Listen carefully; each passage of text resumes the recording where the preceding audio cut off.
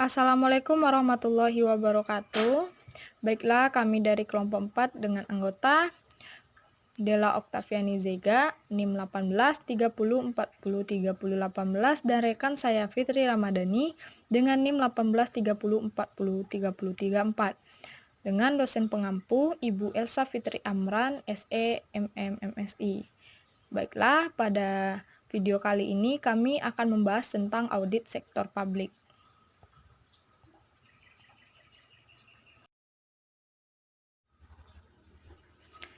Audit sektor publik. Ada beberapa materi. Yang pertama, pengertian audit sektor publik. Kedua, audit sektor publik versus audit privat. Yang ketiga, karakteristik audit sektor publik. Yang keempat, tujuan audit sektor publik. Yang kelima, jenis audit sektor publik. Dan yang keenam, standar audit sektor publik.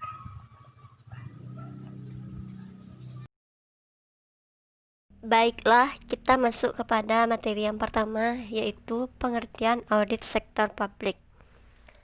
Audit sektor publik di Indonesia dikenal sebagai audit keuangan negara.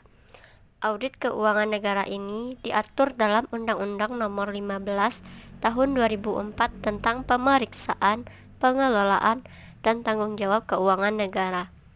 Undang-undang ini merupakan pengganti ketentuan warisan Belanda, yaitu Indische Comptabiliteit atau ICW dan Instructie en Verder Bepalingen voor de Algemene Rekenkamer atau IAR yang mengatur prosedur audit atas akuntabilitas pengelolaan keuangan oleh pemerintah. Audit sektor publik dimaksudkan untuk memberikan keyakinan yang memadai bahwa laporan keuangan yang diperiksa telah mematuhi prinsip akuntansi berterima umum, peraturan perundang-undangan, dan pengendalian intern, serta kegiatan operasi entitas sektor publik dilaksanakan secara efisien, ekonomis, dan efektif. Audit tetap perlu dilakukan dalam keterbatasan yang ada agar tercipta akuntabilitas publik yang lebih transparan dan akuntabel. Audit sektor publik adalah jasa penyelidikan bagi masyarakat atas organisasi publik dan politikus yang sudah mereka bayar. Pengertian audit sektor publik menurut I Gusti Agung Rai adalah audit sektor publik merupakan kegiatan yang ditujukan terhadap entitas yang menyediakan pelayanan dan penyediaan barang yang pembiayaannya berasal dari penerimaan pajak dan penerimaan negara lainnya dengan tujuan untuk membandingkan antara kondisi yang ditemukan dengan kriteria yang ditetapkan. Audit sektor publik versus audit privat. Perbedaan yang mendasar antara audit sektor publik dan swasta adalah pertimbangan kebijakan politik dalam akhir proses audit.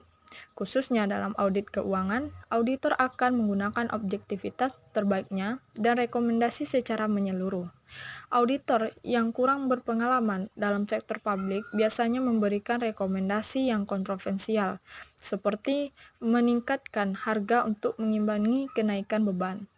Hal yang penting untuk membedakan audit sektor publik dan swasta adalah perbedaan kepentingan antara kebijakan politik dan rasional ekonomi.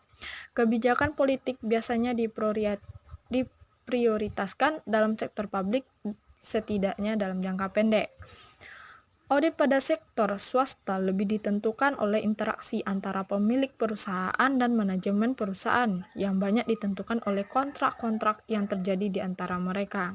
Sebaiknya pada sektor publik interaksi antar pemilik, dalam hal ini masyarakat yang diwakili oleh legislatif, dengan manajemen sektor publik atau pemerintah diatur dengan jelas pada berbagai peraturan perundang-undangan. Selanjutnya kita masuk kepada karakteristik audit sektor publik.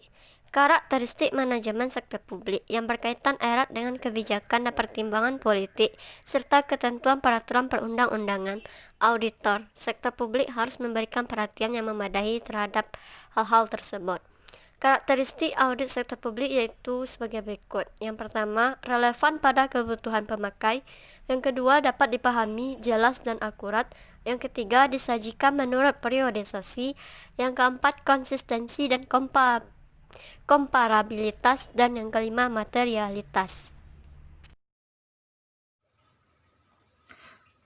Tujuan audit sektor publik. Hasil audit berupa informasi. Informasi yang diperoleh dari hasil audit sektor publik dapat digunakan oleh pihak intern atau entitas yang diaudit untuk melaksanakan perbaikan item. Di samping itu, hasil audit juga diperlukan oleh pihak eksternal atau di luar entitas yang diaudit untuk mencapai apakah yang pertama, sektor publik manajer sumber daya publik dan menggunakan kewenangannya secara tepat dan sesuai dengan ketentuan dan peraturan. Yang kedua, program yang dilaksanakan mencapai tujuan dan hasil yang diinginkan. Yang ketiga, pelayanan publik diselenggarakan secara efektif, efisiensi, ekonomis, etis, dan berkeadilan. Tujuan audit sektor publik dipertegas dalam Undang-Undang Nomor 15 Tahun 2004 tentang pelaksanaan pengelolaan dan tanggung jawab keuangan negara.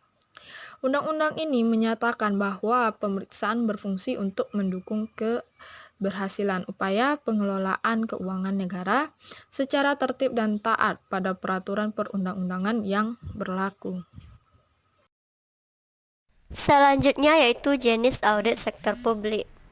Berdasarkan Undang-Undang Nomor 15 Tahun 2004 dan SPKN, terdapat 3 jenis audit keuangan negara, yaitu yang pertama audit keuangan, merupakan audit atas laporan keuangan yang bertujuan untuk memberikan keyakinan yang memadai apakah laporan keuangan telah disajikan secara wajar dalam semua hal yang material sesuai dengan prinsip akuntansi yang berlaku umum di Indonesia atau basis akuntansi komprehensif selain prinsip akuntansi yang berlaku umum di Indonesia.